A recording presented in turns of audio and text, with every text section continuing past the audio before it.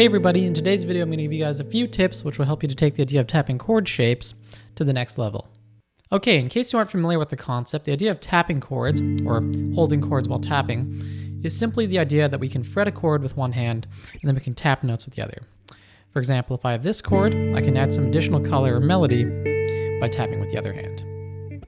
So this on its own already sounds pretty good. We've got the chord ringing out and we've got some tap notes underneath giving us a nice full sound. Though conceptually, I think that this can be a bit static as it's a bit predictable. For example, when you usually hear this kind of line, you can expect to hear the chord and then some tapping and maybe not much else. So the question then becomes, well, how can we break out of this? Well, for starters, one thing that we could do is we could try to incorporate some movement in the hand that actually frets the chord shape. So instead of just fretting the chord and doing nothing else, we can add a little excitement by using our fingers to play notes that are diatonic to the key but outside of the chord. And we can do this through the usage of hammer-on and pull-off techniques like I'm doing right here.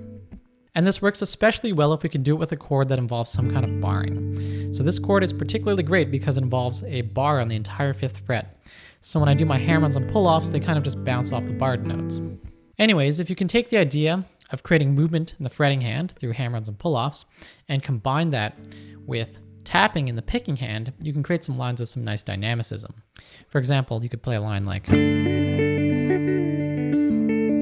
So that line's cool because I have a little bit of interplay between the tapping hand and the fretting hand. There's, I guess, like a little triplet happening that involves some hammer-ons and pull-offs between my pinky finger in the fretted hand and the tapping in the right hand.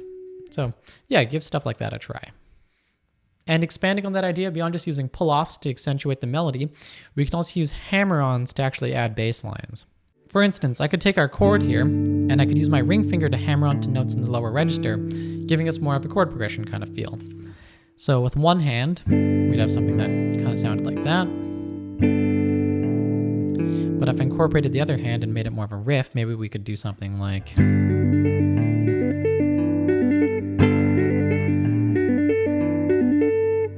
So yeah, there's a bit of a bass line happening. Alright, yeah, so this is always something that I try to do when I'm writing tapping lines that involve chording. It just adds a little bit more harmony and a little more interest. And as a general perspective thing too, it's important to not only think about just bass parts, but also high register parts too. You want to have some kind of counterpoint between the two. But definitely using hammer-ons to imply bass lines is a good start.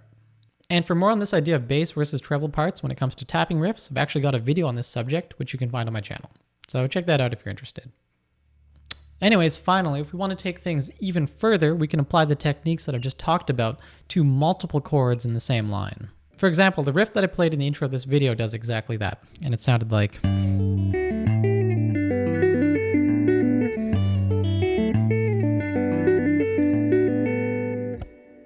Here we have two general chord shapes that are played in the first and second phrase. So in the first one, I played something that kind of looked like that, and in the second one, we had a shape that was more like this.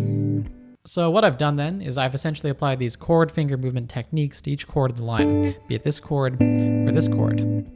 To see more clearly how these techniques are being employed, let's switch now to a closer camera angle, and I'll play the riff, walking you guys through each bit of the thought process so that you guys can see exactly what I was thinking when I wrote it.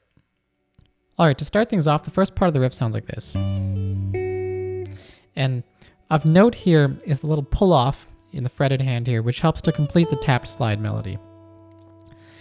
Moving on, we have a bass note here on beat 4 of the riff, and as an aside, I wanted a bass note change on beat 4 since this riff kind of has a 6/8 feel, even though it's ultimately an 11. Since beat 4 is the strong beat in 6/8 time, I thought it'd be appropriate to have a change there. So we have that. And the reason that we switched to this new hand position, which is ultimately helping to articulate a new chord, is that our original hand position, I guess, wasn't in a good spot to reach that particular note that I wanted. So I thought it'd be a good idea to shift the whole thing over, and in doing that, it kind of makes things easier to play, and it also gives me some new options for new parts in the riff. Continuing on, that new bass note just kind of rings out, and we have a couple little slides. I guess to contextualize the whole thing, we have that so far. And for the next part, I hammer onto this E note using my ring finger, and we get another hammer on that happens with the pinky to help complete a bit of a melody thing. So we have... So my pinky here is hammering on to what completes a minor triad. And to finish it off, my index finger just jumps up, doing that whole bass note thing that I talked about, moving back to the A. And then we just have a couple quick taps with the right hand. That finishes the whole thing off. Alright folks, so there you have it. If you like this video, then please make sure to like, share, and subscribe as I put out a new video every single week. And if you want to support the channel, then please consider checking out my Patreon page, where for as little as $1 a month, you guys will have access to some bonus content like guitar tabs, lesson notes, chord diagrams, and other goodies like that. Honestly, the Patreon page really helps me out, as it allows me to get some extra equipment to make these videos better. And finally, I also teach lessons through Skype. There's a link to my email address in the description below. So yeah, thank you guys for watching, and I'll catch you guys in the next video. Bye.